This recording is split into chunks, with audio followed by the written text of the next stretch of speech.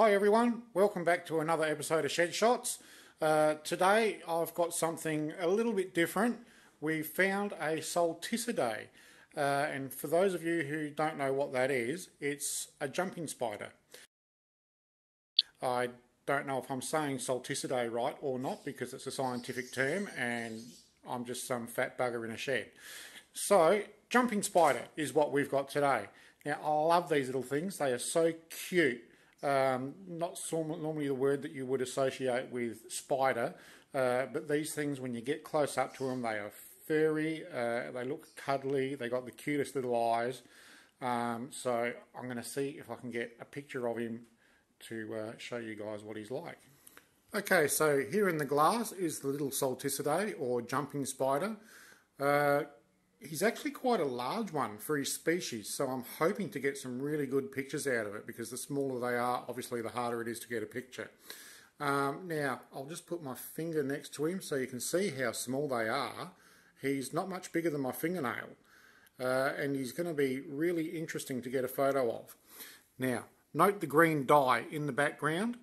We will not be using that. That's just left over from the last Shed Shots. So don't worry, we are not going to make multicoloured spiders today. I do have set up my lights, as you can see there. Not focused very well. There we go, focus. So I've got lights set up. Because we're looking at something so small, and we want to be able to use the camera fast, but a flash isn't the best for this. So lots of light. We're also going to bump the ISO way up so as we can get nice fast shots, so there's no blurring of the spider and the shots will be nice and clear. Now I've just set up this vase with some things here to put the spider on. Hopefully the green will make everything look good, and it should also make the spider feel at home. It'll give him some hidey holes where we might have to search for him, so that should all be good as well. Right, so when it comes to lights like this, don't be intimidated by this setup, although it looks probably professional compared to some things that you've seen. But those of you that are professional might think that this looks like crap. Well, you know what? You're right. These lights, both of them, I'll just come around here, they're dual globes. I don't know the wattage, they're just bright. But both lights with stands, umbrellas and everything cost me 60 bucks off eBay. Very inexpensive. They're not going to give you professional quality light like a proper portrait studio or something like that. But to light things up for something like this, they do a brilliant job.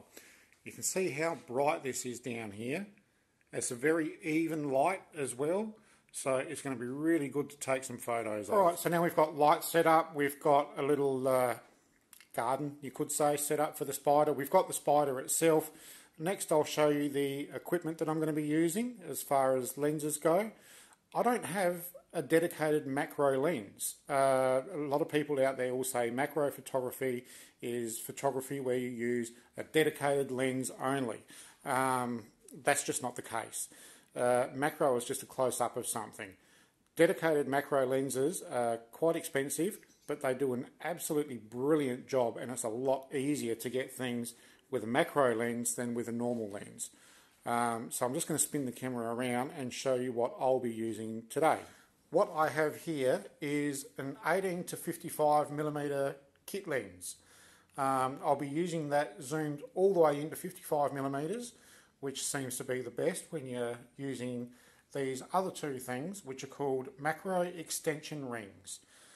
Now what these do is it puts the camera lens further away from the sensor, which therefore increases the magnification of the image.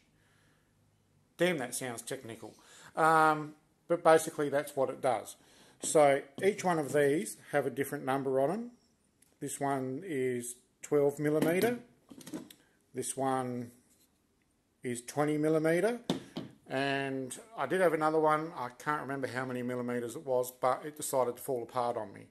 Now these actually connect together like that, and then your lens sits on top of it like that. So when it's all connected together, then it sits on your camera and it creates magnification. And there we can use them to get nice close-up macro images. Okay, now we've got all the lens and macro extensions put together, and that's how it looks like on camera. As you can see, there's the extenders put onto the lens. Everything's all good. Now, it's going to be tricky to focus on this, so what we're going to do is manual focus on everything. We're constantly going to be turning the ring to get manual focus moving in and out. It can be easier sometimes to use the LCD screen instead of using the viewfinder. So get your picture up here instead of looking through here. And that can be often much easier to focus on such small objects like macro and spiders and leaves, anything that you want to do it on, other insects. It's much easier to use the LCD screen.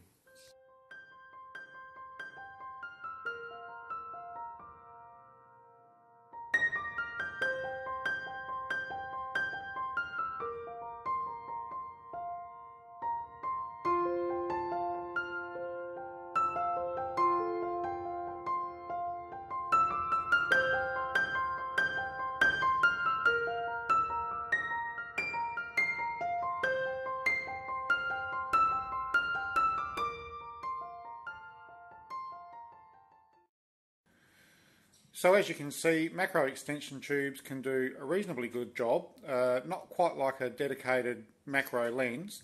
With a proper macro lens you can keep your distance a bit more, not cast shadow, you can really utilise strong daylight instead of indoor lights to light things up, and you can get some really great effects if you can afford a macro lens.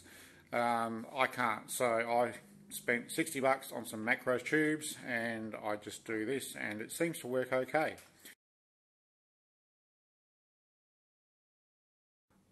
So something else that we can do with macro extension tubes is focus stacking.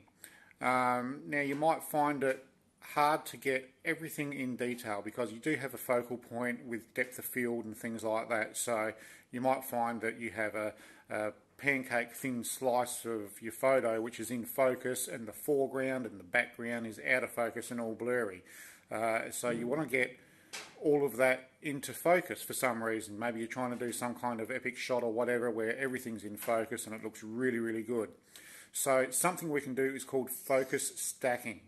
Now I'm not going to try that with the spider. One reason is I've already let him go. Poor little bugger's had enough. And the second reason is he moves around too much. So focus stacking with him without a dedicated macro lens to use a higher aperture or whatever is going to be really, really hard because he's moving around. So what I'm going to do is just use his background that I had here of the plants in a vase, and I'm going to focus stack on them.